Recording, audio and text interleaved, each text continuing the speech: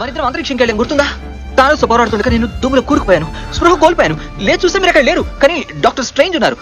5 ఏళ్ళుగా అక్కడే ఉండిపోయామన్నారు. తర్వాత ఆయన తన చేతులతో మాయ చేస్తూ ఇక్కడికి తీసుకొచ్చేశారు.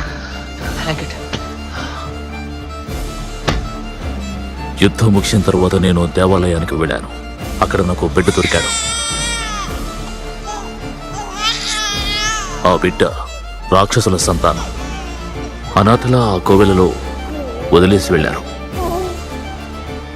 నువ్వు నా కుమారుడివి. ఈ బంధం శాశ్వతంగా ఉండాలని ఆ నిజాన్ని దాచాను. నేను గొప్ప రాజులా ఉండాలనుకుంటున్నాను. అందుకు చాలా కష్టపడాలి. నువ్వెంతో మంచివాడివి. నీ మనసు వెన్నలాంటిది. మంచివాడు మహారాజుగా ఉండటం కష్టం. Love you, dear. I love you 3000 times. Wow. I love you 3000 times.